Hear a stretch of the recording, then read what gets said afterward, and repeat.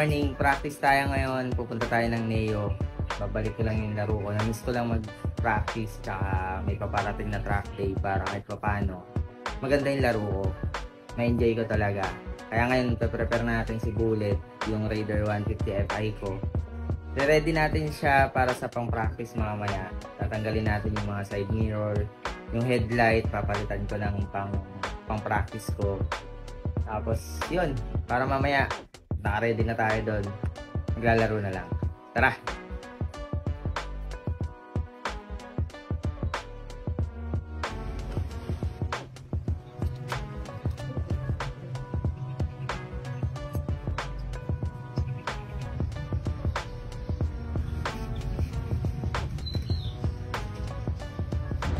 And guys, nandito na tayo sa praktisan at ayan si Bullet kasama natin. Na-adjust ko lang yung suspension ng shock ko para makapag-practice tayo ng maayos. Tapos ayun, medyo okay naman yung panahon, maaraw, kaya makapaglaro tayo ng maayos, makapag-practice tayo. So tara.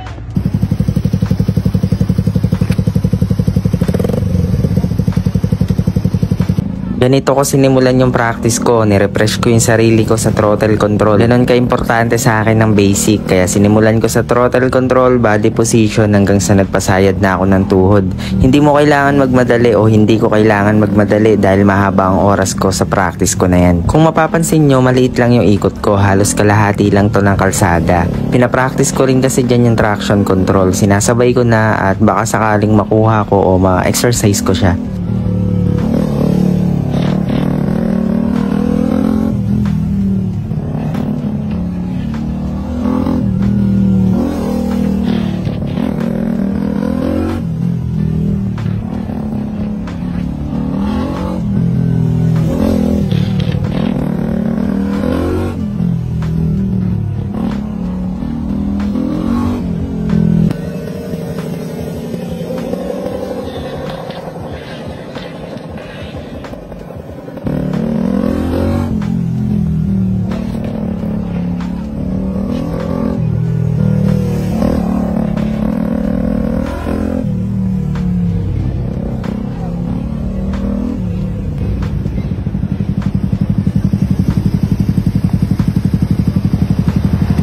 Sa kasamaang palad, biglang umulan. Noong una na-disappoint ako pero parang bigla ako na-excite kasi parang gusto kong subukan yung basang kalsada pag-practicean.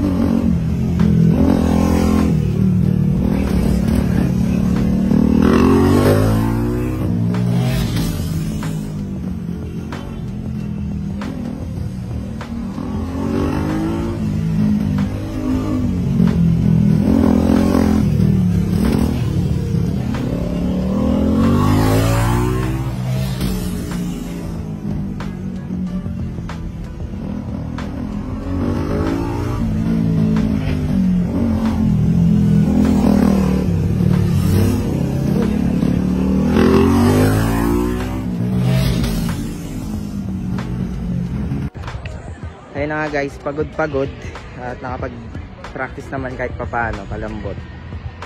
Susunod na linggo ulit para consistent na yung ano natin, practice natin. Ayan, subulit to. So yun, kailangan ko lang makapag-practice pa. Kulang na kulang pa yung practice ko ngayon. So abangan nyo yung susunod, at sa mga gustong sumabay, gustong matuto pa ng mga basic, ayan, pwede ko share sa inyo. So kita-kits tayo next Monday.